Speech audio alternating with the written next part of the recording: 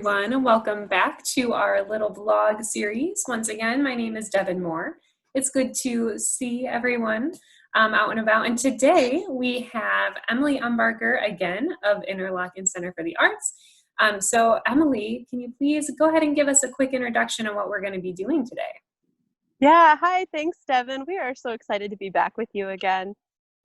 I think back in early March, and you got to do a tour of the inside of our RBNS botanical lab, which is a greenhouse and sort of the hub of our learning center here at Interlochen Arts Academy, which is on Interlochen Center for the Arts, where we do the agricultural science class and a lot of our community gardening. And today, because it is so incredibly gorgeous, I was hoping to be able to take you on a tour what we have going on outside of our facility and show you where learning happens with our hands-on in the soil outside.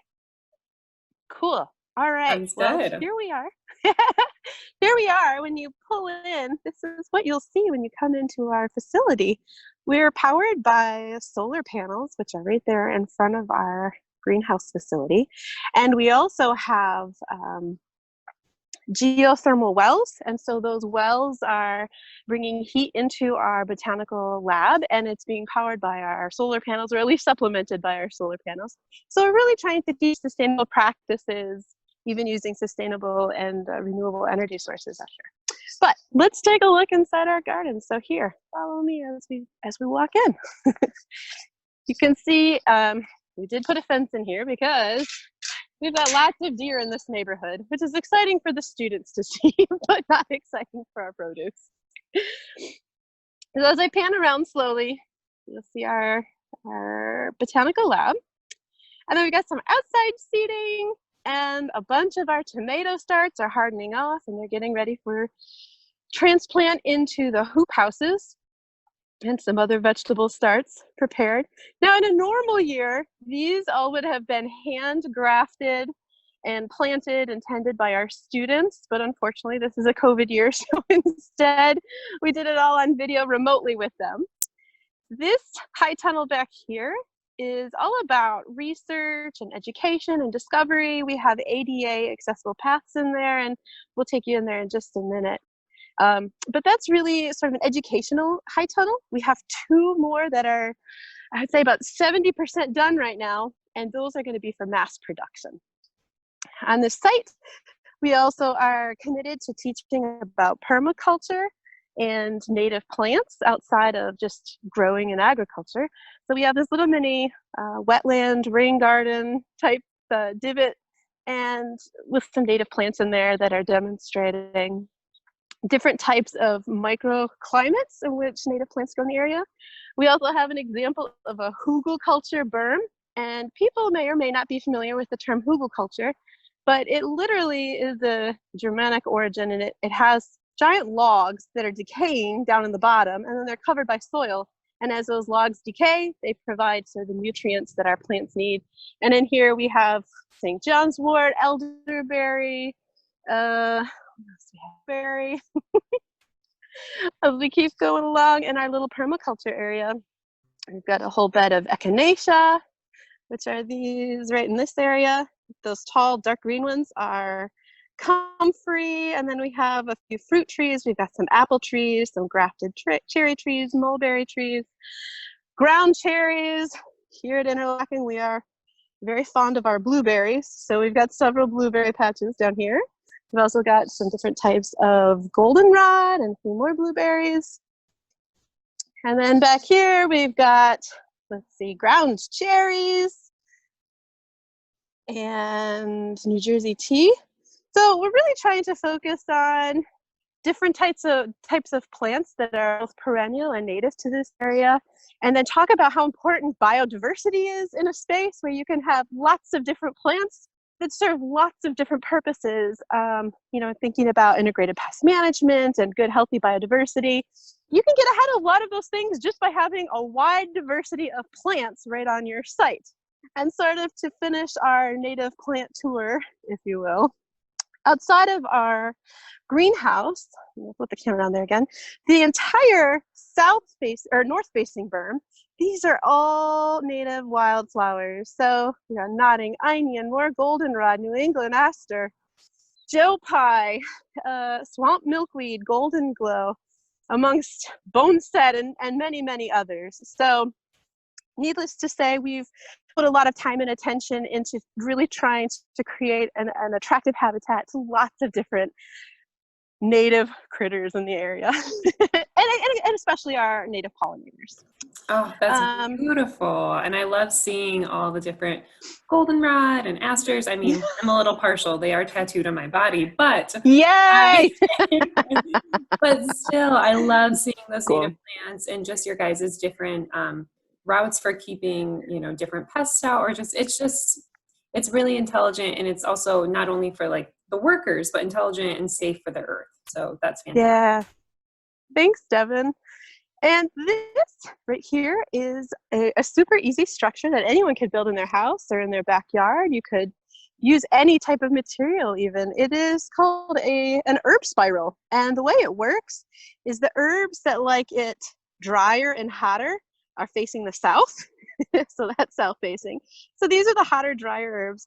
And then as the spiral goes around, the things that like it wetter and cooler and more shade are down here on the north face. So they're getting more shade during the day. They're also getting the trickle effect of water. This is a really easy way that we talk about microclimate with our students, how you can have in the space of a 10-foot circle, lots of different little climates that are growing right here. And I think my favorite thing is even with the youngest children, this is such a hands-on experience. They can all come around and feel the way different things feel. So, the smell of lemon is quite different than chives. It's different than sage and oregano and, rosemary. And so for students that are young and very sensory oriented, or for someone who might be visually impaired, this is a really cool way to talk about biodiversity in a small area, all with these really cool herbs. And as you can see, they're just kind of taking over. So this is year 3 for our herb spiral, and some of the herbs we pot out in the winter and put in the greenhouse, and then some of them just come back every year for us as a nice perennial. Yeah, I love how accessible that is for like any type of backyard or the space that you have. You could really make that as little or as big as you'd like. But absolutely. It's so nice because you can have an accessibility with even the plants that are allowed to grow. Like, how cool is that? That's right. We also have a series of raised beds out here, and you can see the ones back here. These are our garlic, and this is actually our 3rd year of successive garlic planting. We rotate the beds that they go in, but every year we use our garlic bulbs and we harvest them and we save them, and then we replant them in the fall, and then in the spring they'll come back up. So garlic is pretty fun. We use a cultivar called Music because we are Interlochen Center for the Arts, so you would expect nothing less than a music variety, right? All right, here we are at our hoop house, one of our high tunnels, and you can see in here we have drip irrigation. We also have an overhead irrigation installed, so we can easily switch between the two if we need to, but mostly we use this drip inline stuff. Our center path is wide enough to accommodate wheelchairs, and that was something that we really intentionally tried to do in our design out here. What's cool about this hoop house, and for maybe some of our people in the area, they might know that hoop houses really extend our season of growing in northern Michigan when it is quite small otherwise and quite intense. So we're actually growing in here 12 months out of the year. We're harvesting out of here 12 months of the year if we're pretty lucky, but between December and February, things slow down quite a bit, but it still allows us to continue growing, especially some of the cold hardy foods like spinach and lettuces and things like that. So we're excited to have that. Another thing that we've done to make sure our site is ADA accessible is keep these raised beds at a wheelchair-friendly height as well. But it also is tall enough for a kindergartner to reach in, and short enough that I don't have to stretch my back when I'm trying to weed plants. So we're trying to get the best of both. So intentional. I love it. Absolutely. All right, so sort of to wrap up our tour here, on the back end of our facility, we also have a pavilion, and we recently installed this pavilion. It is also 20 by 40, and we're in the final stages of having an outdoor kitchen added right here. And I'm told by our builders that this should be started by the end of the week. So we have our utility lines in there, but this new kitchen will allow us to do cooking classes and cooking demonstrations, canning classes, small events right on site. And we actually teach class in our pavilion. We do outdoor community classes, we do student classes, and we're really trying to bring lots of people out here to learn in both formal and informal ways.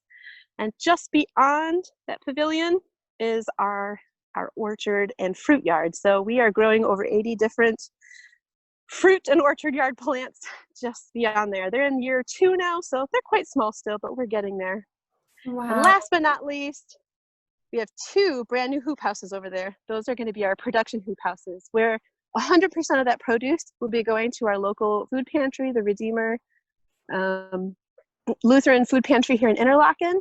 And then when students are back on campus in August, we hope 50% will go to the cafeteria and 50% will continue to go to the local food pantry, and it'll be harvested and managed by our student population.